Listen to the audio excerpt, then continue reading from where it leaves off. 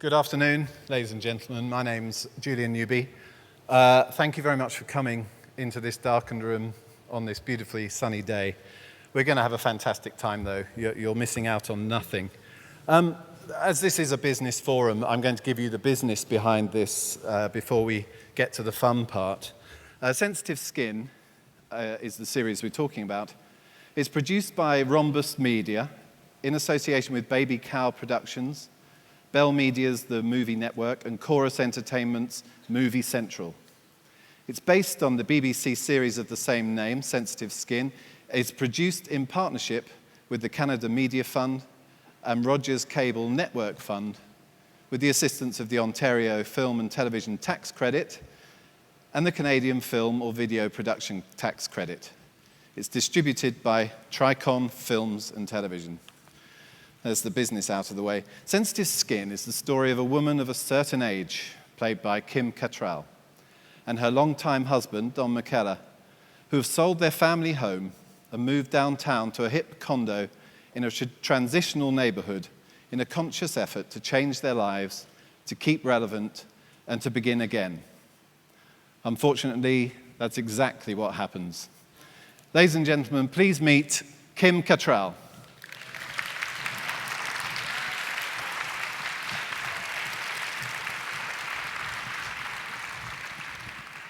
Bonjour.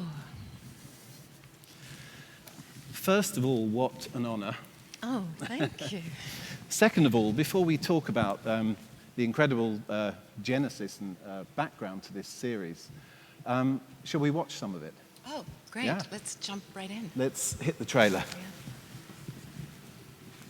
Yeah. We're liking the new neighborhoods, and we're getting used to the loft. It's nice, but it's very open. Privacy's an issue. Not that I wanted to hide from Al, but sometimes I do. Not hide, but I want to be alone. I mean, maybe I am hiding. It depends how you define hide. Oh, it's hiding. Don't kid yourself.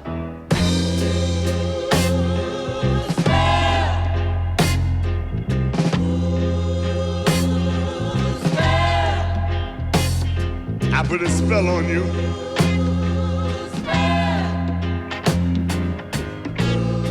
Welcome to our brave new world. Place I call home. He's sold to buy this notably one-bedroom cyber loft. Boy, it's quite a contrast. You just said fuck you to everything that went before. I know the change is dramatic, but she hasn't changed as a person. She's still the same Davina. Is she? I don't recognize her anymore. What are you looking for that I can't give you? Or is this just what happens after 30 years of marriage? What the fuck is going on, Davina? Spell on you. Look, my dear, if happy enough is good enough for you, then relax. But I suggest you find out what you want and get it as quickly as possible.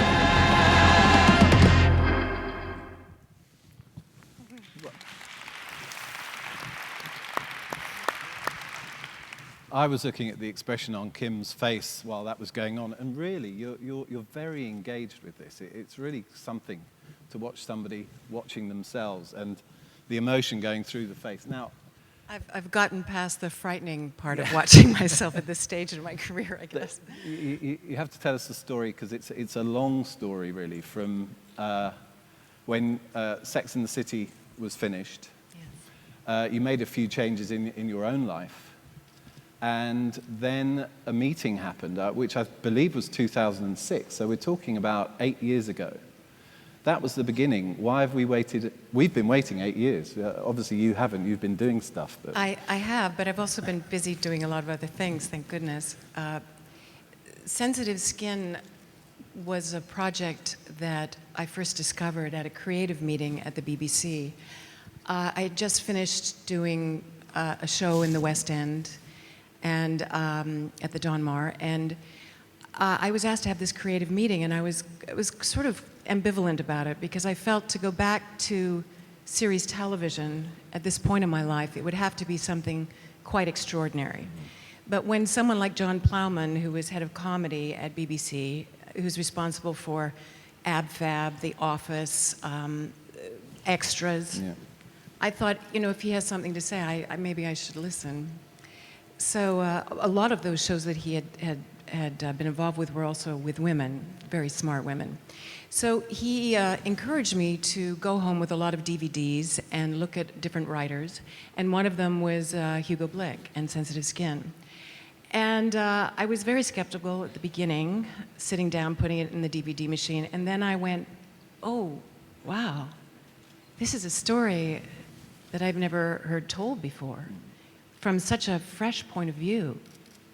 And I immediately was drawn to the intelligence of it and the humor of it, and very much reminded of Sex and the City in the sense of, you know, in those years, especially after AIDS, sex was so terrified to speak about. Yeah.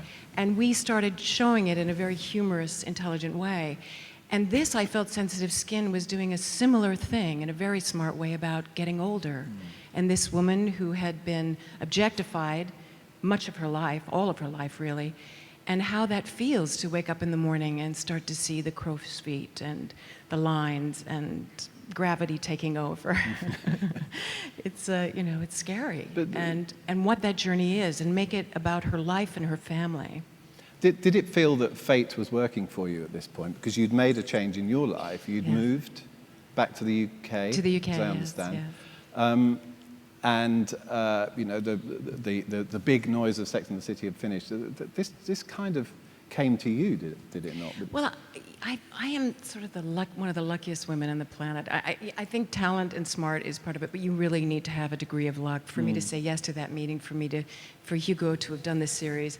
And then it became a campaign to get it made. And of course, the first place I took it to was HBO, which was my home for so many years. And we put it in development, and it went through some really wonderful writers. But it's really interesting to get the tone right of any British show, the import. You can't do it verbatim. You really have to, especially in this subject matter, you have to consider your audience very, very clearly. And from 2006 till really 2011, I had very many people interested in working with me and doing Sensitive Skin, but it wasn't until I was doing a pre-Broadway run of Private Lives in Toronto, where I was born in England, grew up in Canada, where I met Neve from Rhombus Media, Neve Fitchman, and Don McKellar, who I knew personally. And I thought, well, wouldn't this be fantastic to have this series and bring it home in a way with these two collaborators, and Bob Martin was then brought on as the adapter. And they have known each other so well, Bob and Don, and also worked together as actors, and have them become like basically a theater company of all these people that we've known and worked with, and bringing on new people like Elliot Gould to join the party. It was just so much fun. Yeah. And also being an executive producer and having some power was also a lot of fun too. Now the star of the original, the DVDs that you saw was Joanna Lumley, yes, yeah. Now, who is of course very, very British. Yes, yes. Very funny, very beautiful, very British. You wanted to Americanize well, it. We say North Americanize. North Americanize. Yes, as Canadians. Yeah, with a Z. I think for me, it's one of the more challenging roles that I've ever had to play.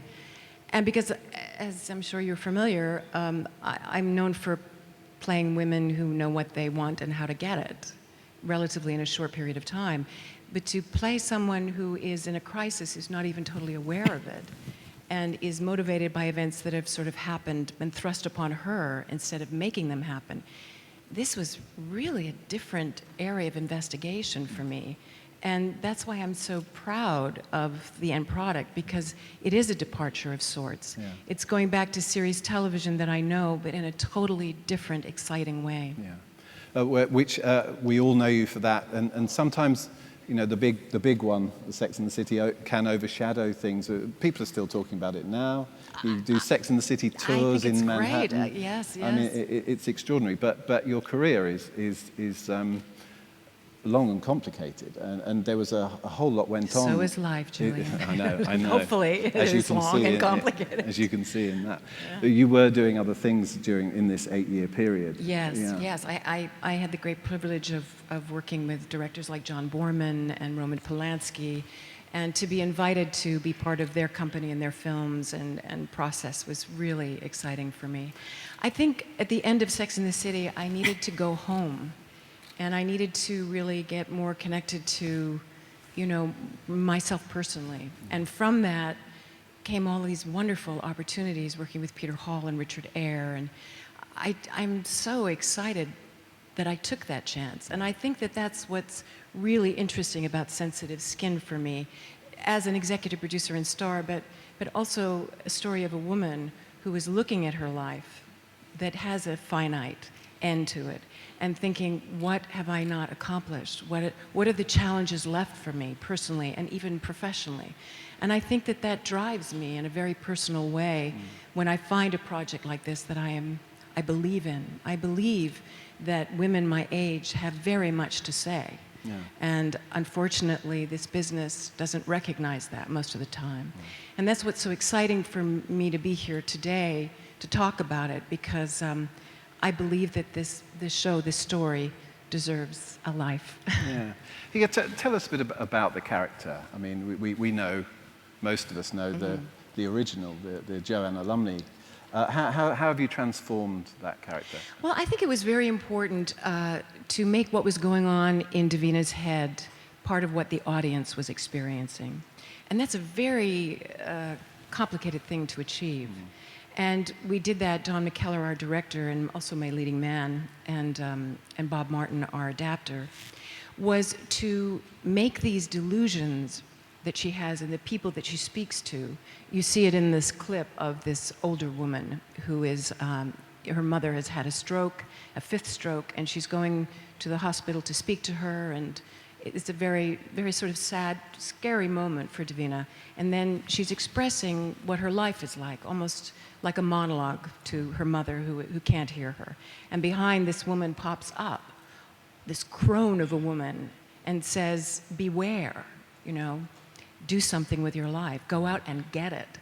And it sort of gave me chills when I first read it, when Bob inserted that in, because it's not in the original. Yeah. So we made these delusions, almost, the first delusion she has, she's actually speaking to herself, of some kind of awakening, slow awakening and cautionary tale of how her life could be and how that she must do something to prevent that.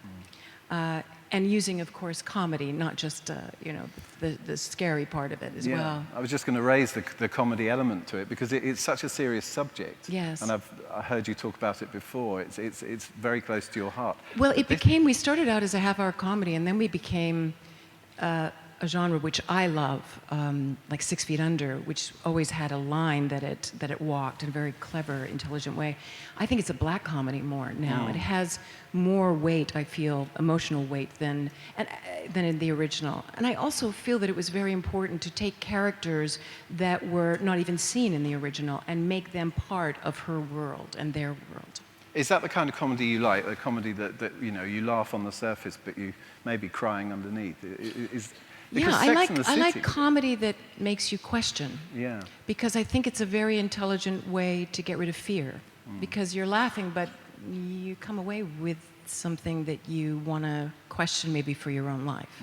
That's when I saw the Mary Tyler Moore Show, you know, and I first saw a woman who had a career and wasn't married. I thought, wow, that's an option. And I didn't, it wasn't spoon-fed as medicine to me or a cautionary tale, or it was really done with a lot of delight. And that's what I love about Bob Martin and Don McKellar and what they've done with this and their other work, Slings and Arrows and Drowsy Chaperone, is that it delights, but it also talks about what it is to be human. Because as much as I think this is a woman's story, I think it's a human story. It seems to me that America does women in comedy slightly better than other Anglo-Saxon countries like the UK, for example. If you think about it, you mentioned Mary Tyler Moore. I mean, there's Lucille Ball, Roseanne coming coming up into the more modern scale of things. Why do you think that is the case? Because I don't think we've got our own Mary Tyler Moores and so on, certainly not in my country. Well, our country. It's not too late. Yeah. You can still do it.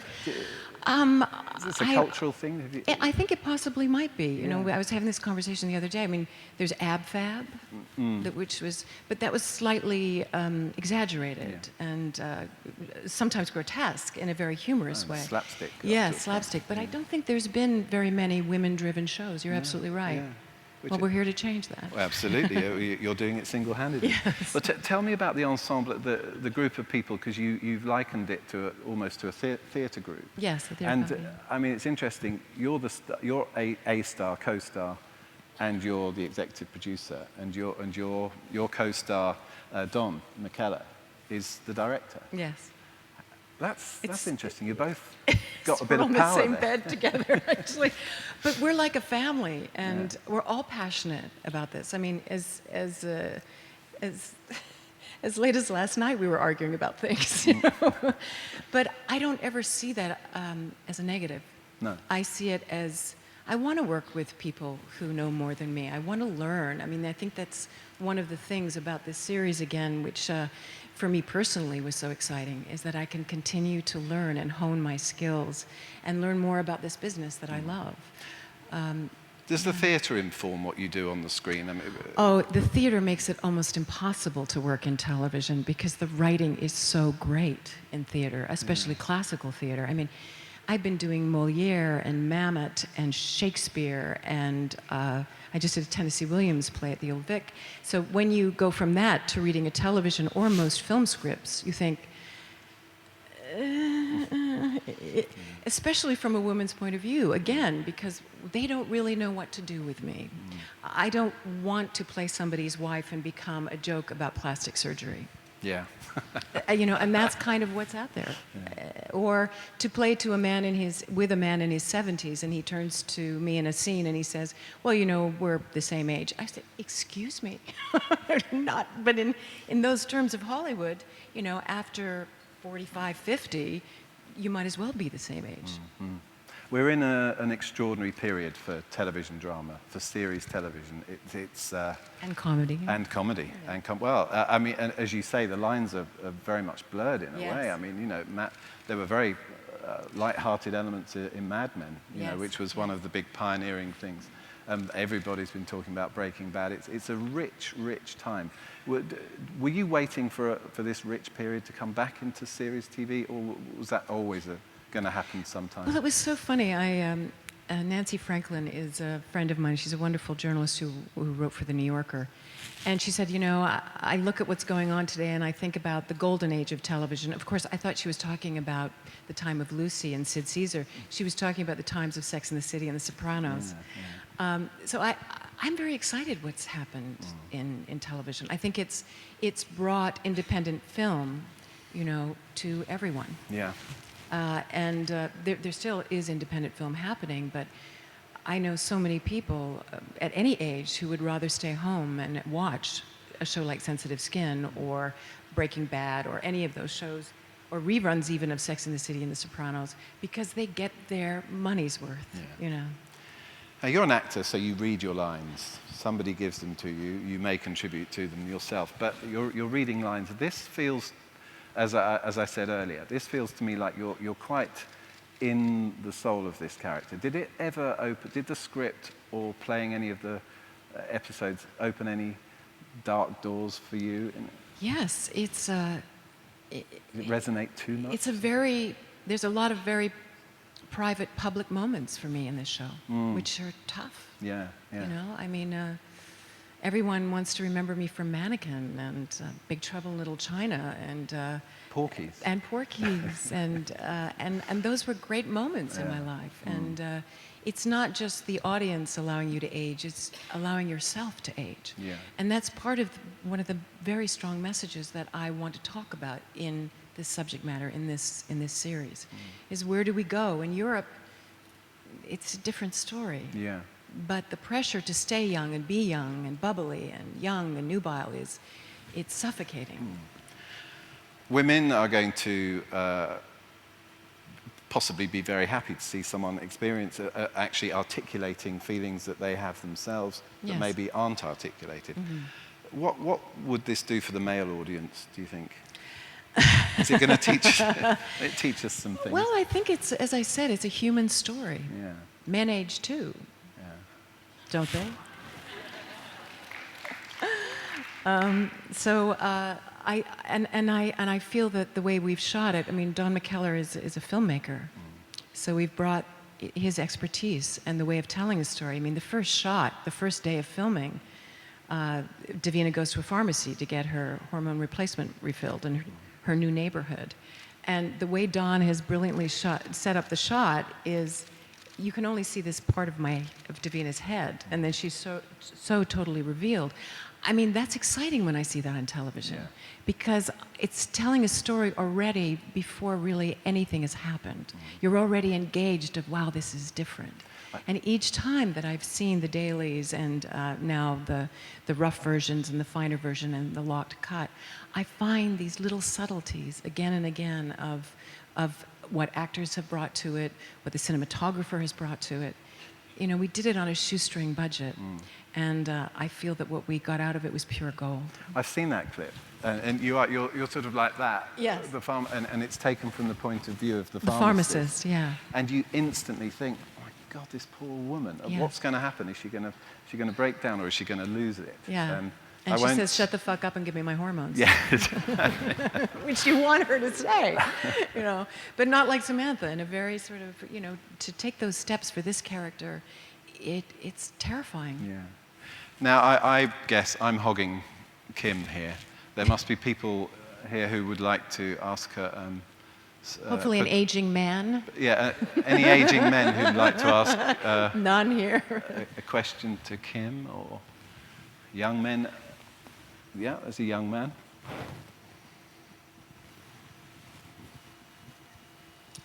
Young man. Doesn't look that young. No, I'm older than you. Really? Yeah, definitely. Well, it's two parts. I'm looking forward to it. And you mentioned 6 Foot Under and the kind of humour in that. So I wondered if you'd comment on that. And will you be going to the party tonight?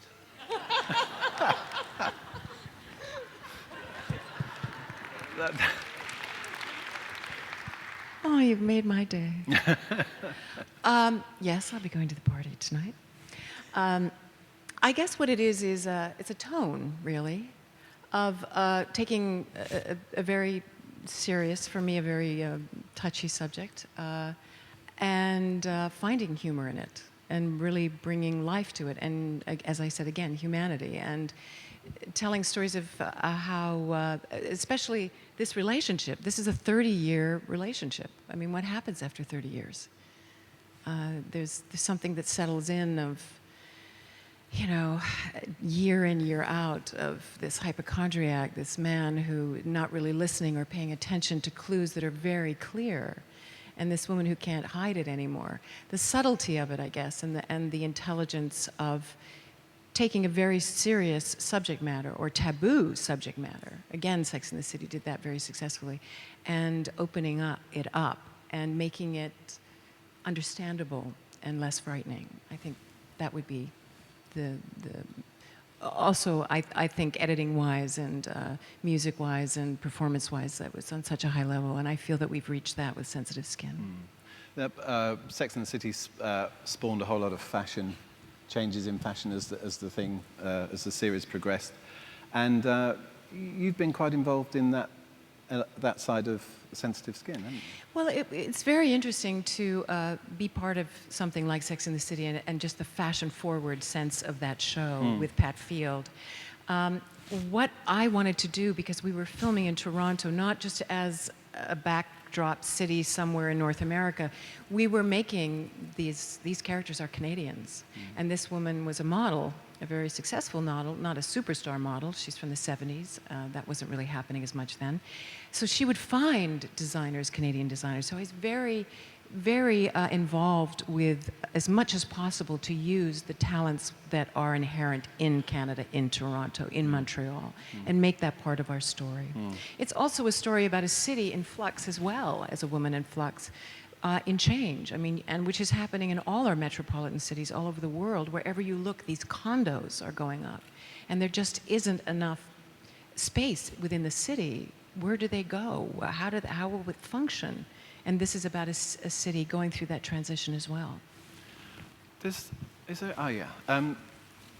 Yeah, the lady in black. The woman in black.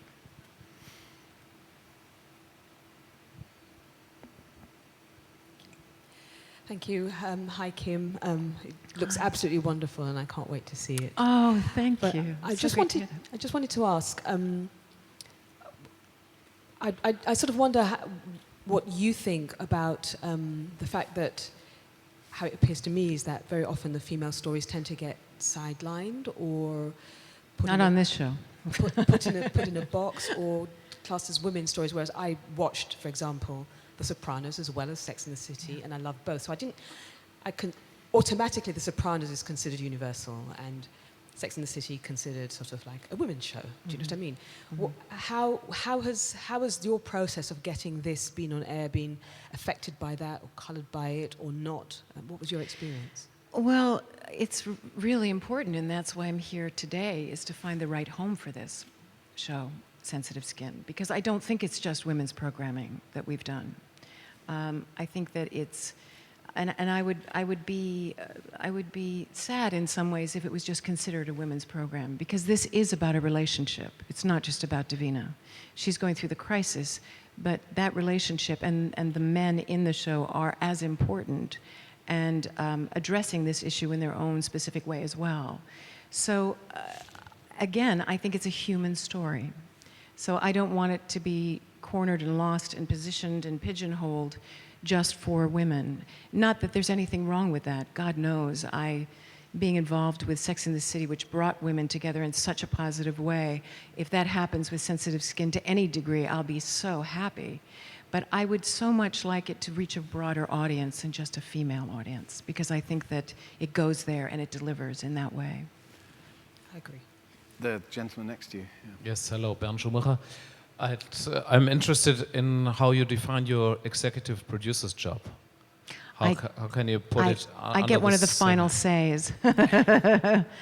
Well, it's a creative input, really.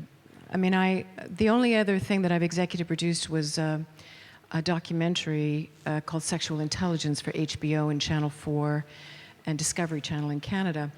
And I was also the presenter for it. So, you know, and I was also working on Sex and the City at the time, so my time was very limited. But this was much more hands-on. I think the advantage I have as being an executive producer is that I don't have children, and this is my baby. So, as you said, the gestation period has been almost 9 years. I'm so ready to give birth to this. But I think that my attention to detail is something I pride myself on. And, you know, I keep asking questions. And I think, again, I want to learn.